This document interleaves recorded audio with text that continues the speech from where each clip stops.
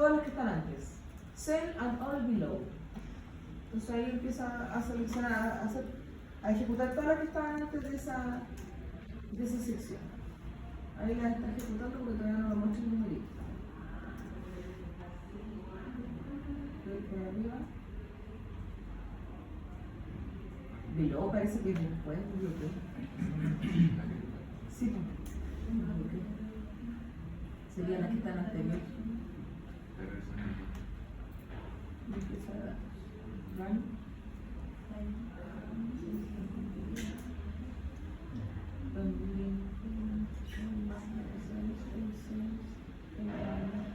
Las anteriores.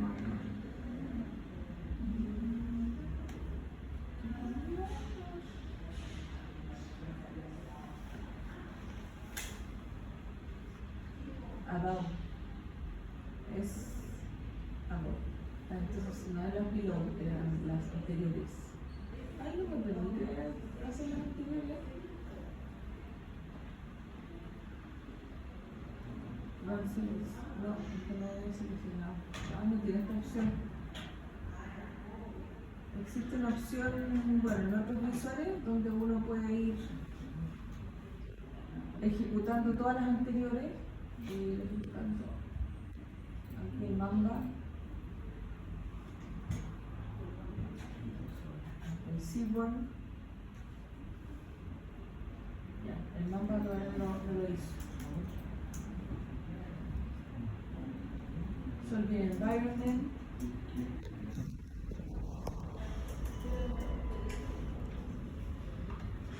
Se mueve un poquito, ahí lo instaló. Entonces de ahí para allá. Ahí.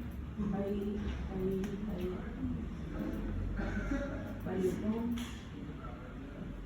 Graphic control. Sky. El promedio, desviación estándar, survive, value point, el CDCP, cantidad promedio de persona, limpieza de datos, valores nulos. Ya, retomemos desde acá. Valores nulos en la celda, bueno, nosotros no tenemos el mismo número en todo caso, pero en la sección limpieza de datos, partamos desde ahí, la sección limpieza de datos. Valores nulos decíamos que podíamos identificarlo por isNull o por isNA. ¿Ya? Con eso cualquiera de los dos. Y le agregamos el método sortValues, que era ordenar los valores de forma. ¿En qué forma lo estábamos ordenando? Descendente. ¿Cierto? Porque el ascending es false. Entonces, descendente. Y ahí comentábamos, ¿cierto?, que la columna D era la que más presentaba nulos, seguido de la columna else. Y las otras ya eran menos importantes, pero igualmente tenían nulos. Tratamiento de valores nulos. Vamos a abrir un poquitito aquí los numeritos. Ahí. Tratamiento de valores nulos. Bueno, ahí se hizo un comentario de más o menos el porcentaje que significaba la cantidad de valores nulos respecto del total, tanto en la columna D como en la H, ¿ya? Y entonces hicimos un mapa de calor de los valores nulos. Acá el consejo era, si ustedes en su dataset tienen muchas columnas, de manera tal de que hace que este mapa de calor se hace demasiado extenso hacia los lados, porque aquí tenemos todas las columnas, ¿ya? Lo que pueden hacer es hacer una selección del conjunto de columnas que solo tiene datos nulos. Arman un nuevo data frame y sobre ese hacen el mapa de calor. ¿Ya? ¿Cómo hacer un nuevo data frame con esos datos? Lo vamos a ver más adelante. ¿Ya? Y aquí podemos ver el gran protagonismo que tiene D en la cantidad de valores nulos, seguido de H y los dos que están acá, que son nulos. ¿Ya? Dado que la columna D indica la cabina en la cual el pasajero viajó y es un dato categórico, se puede apreciar que los valores corresponden a los siguientes.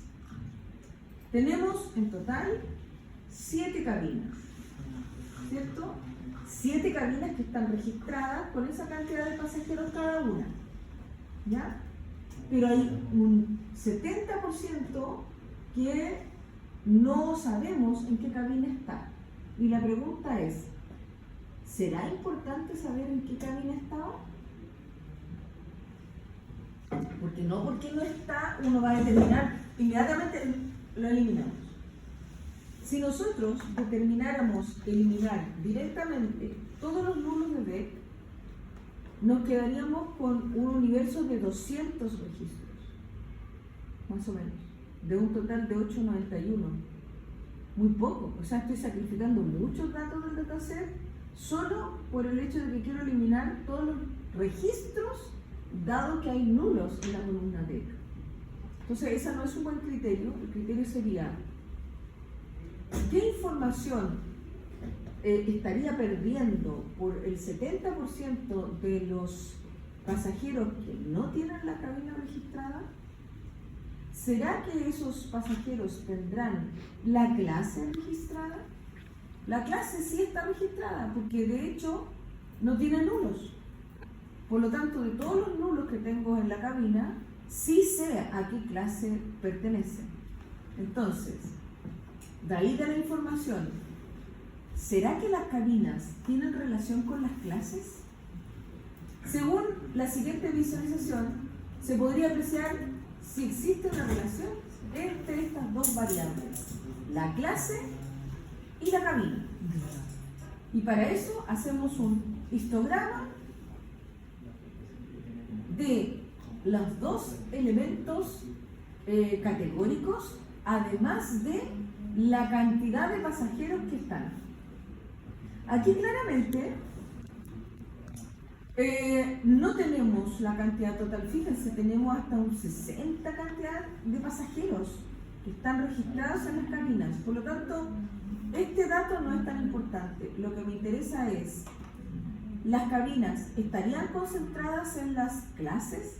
Claro que sí, porque solamente por el color naranjo, que es la primera clase, ¿cuáles son las cabinas que podríamos decir que estaban en primera clase? La C y la D, bueno, y también la D. Pero no importa que estén también al mismo tiempo en otra clase, pero ¿cuáles son las que estaban en primera clase? Principalmente todas menos De la A a la hasta la E. De la A a la E. Es decir, 5 de 7 cabinas estaban en primera clase. Por lo tanto, uno podría decir, bueno, ahí tengo todas las cabinas en una clase, ya podrían estar identificadas. Parte de algunas de esas cabinas estaban en segunda y en tercera clase. La cabina que sí podemos saber que solo pertenecía a la tercera clase era la cabina G. ¿Ya? ¿Cuál es la conclusión? No tengo registradas todas las cabinas en las cuales estaban los pasajeros, pero sí tengo registradas las clases. ¿Habría sido interesante tener todas las cabinas? Sí, porque podríamos haber hecho un estudio de cuáles fueron las cabinas relacionadas con los no sobrevivientes. ¿Ya? Pero eso, en el caso que hubiese caído un rayo, yo creo, al Titanic y de un momento a otro, pum, todos se murieron. Como que hubiese sido, por ejemplo, un avión. En un avión sí, a veces nos interesa hacer el estudio de los asientos, porque uno puede determinar qué asientos son más riesgosos que otros, qué probabilidades de accidente tienen más o de sobrevivencia unos asientos de avión o no. En este caso no podemos hacerlo, solamente nos podemos referir a la clase. Por lo tanto, nuestra conclusión final va a ser si la clase tenía relación con los sobrevivientes. Dado eso, podemos tomar la determinación de eliminar la columna DEC. ¿Ya? La eliminamos por completo y nos quedamos solamente con el dato de las clases asociadas a los pasajeros. ¿Ya? Por otro lado, si nos vamos a quedar con las clases, que es un dato categórico, observemos cuál es el dato que aparece en P-class. ¿Cómo lo podemos observar? Con el value count. ¿Qué me pueden decir de esta tabla que surgió con los valores de class y los valores de P-class? Que había 491 personas de la clase 3. De la tercera clase. De la tercera clase. Y entre la columna class y P-class, ¿qué puedo decir? Son iguales. Dice lo mismo. que aparentemente dicen lo mismo, ¿cierto? Dado que ambas tienen tres tipos de valores, solo que una es categórica y la otra es numérica, pero la cantidad de pasajeros agrupados por clase es la misma. Entonces uno diría, parece que son redundantes, parece que dicen lo mismo. Entonces armémonos de herramienta para descubrir la redundancia. Por ejemplo, Una ¿sí? consulta antes de lo de cuando dijo lo de borrar. ¿En qué código tiene lo de borrar la columna? Todavía no. Ah, ya. Todavía no, porque estoy analizando todo lo que voy a borrar. ¿Ya? Antes de borrarlo. ¿Ya? Ok, entonces, decimos que aparentemente son redundantes. ¿Cómo puedo comprobar la redundancia? Tendría que comprobar si realmente donde dice third es 3, donde dice first es 1 y donde dice second es 2. Voy a transformar valores y eso lo voy a transformar no en el data frame original, lo voy a hacer en uno de paso. Esto es lo que yo me refería cuando ustedes quieran graficar los nulos. Si quieren graficar los nulos, y hay muchas columnas que van a como ensuciar entre comillas el mapa de color, dado que quieren graficar solo los nulos de las columnas de los nulos, hagan esto. Crean un nuevo data frame, de hecho yo le puse el nombre relacionado con el filtro que estoy haciendo. DF clases. Y solamente del DF original le saqué la columna class y le saqué la columna pclass. Luego, ¿qué hice? ¿Qué creen ustedes que hice aquí? ¿Aumento? Reemplazó en la columna class first y lo convertimos en Exacto. Entonces, cuando ustedes quieran reemplazar, por ejemplo, un 0 por un false, al revés, un espacio en blanco por un 0, que quieran ir interpretando valores, lo pueden hacer con el replace. ¿Ya? Esto es parte de la limpieza, todavía lo estamos transformando. ¿Por qué? Porque yo esto lo estoy haciendo solo para identificar si las columnas son exactamente redundantes. Tengo que tener esa certeza para poder determinar si una de ellas la voy a eliminar, porque ese es el objetivo. Si tengo dos columnas que me dicen lo mismo, ¿por qué le voy a dejar las dos columnas al dataset? Le dejo una sola. ¿Cuál es el objetivo? Si yo se supone que estoy trabajando con grandes volúmenes de datos, la idea es quedarme con los datos precisos y no con más datos. ¿Ya?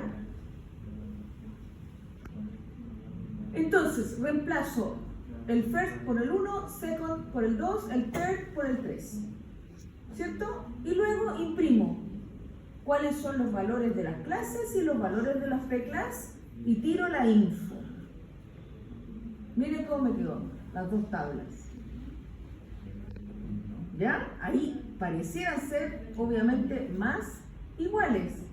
Sin embargo, en la info me dice de solamente este data frame que hice, que es el DF clases, me salen dos columnas, class y pclass con estas características, es decir, no tienen nulos.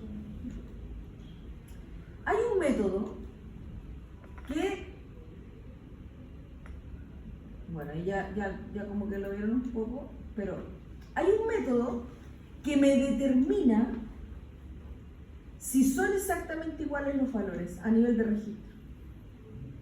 1 con 1, 1 con 1, 1 con 1, 1 con 1. Por ejemplo, 1 con 1, 2 con 2, 3 con 3. 1 con 1, 2 con 2. Que no sería lo mismo, perdón, que me dijera 1 con first, 2 con second, 3 con third. Eso nunca me va a decir que son iguales. Independiente del formato, si uno es... Para allá vamos. Para mí, visiblemente, estos son iguales. Si yo he hecho andar este método, bueno, a todo esto no sé si he ejecutado los otros que van a ser necesarios, porque estoy haciendo el DF clases. Ya voy a hacer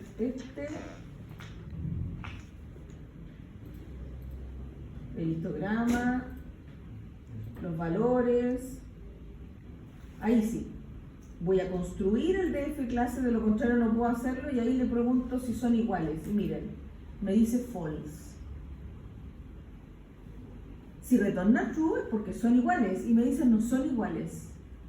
Y me dice, ¿cómo no son iguales? Y mire, si yo vuelvo a mirar para atrás, el 3 con 3 tiene 491 cada uno, y ahí está la tabla info, son iguales. No son iguales. La tabla info me está diciendo que no son iguales.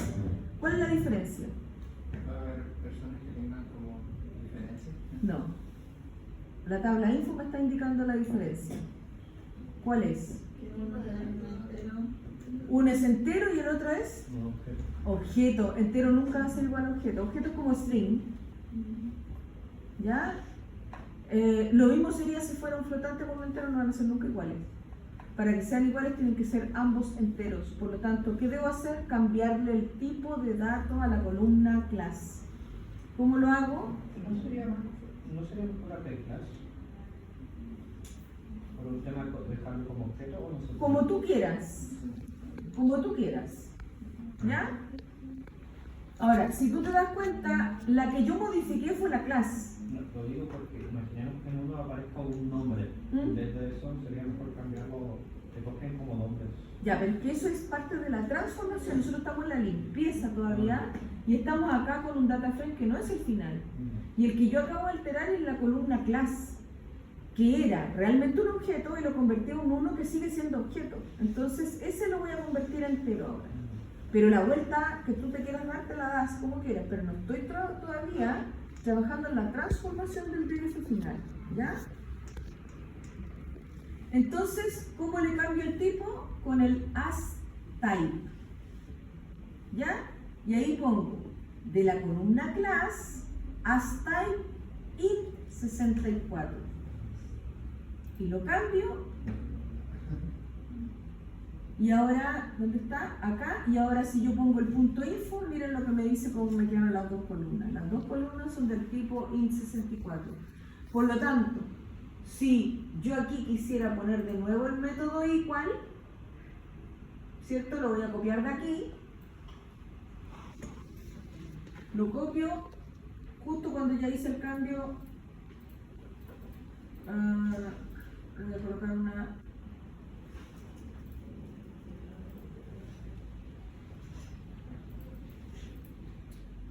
Ya, que tengo que reducir para ver el monito. Ahí sí. Ya, voy a colocar una celda arriba de código. Voy a ejecutar de nuevo el método igual para hacer si son iguales. Lo ejecuto y ahora me dice que son true, que son exactamente iguales. Ahora yo determino cuál quiero eliminar del data frame final. Vamos a echar un recordatorio de nuestro data frame, el definitivo o el original. Aquí teníamos el class y aquí teníamos por acá el pclass, y ya sabemos que son redundantes. Ahí está, pclass, class. ¿Cuál eliminarían?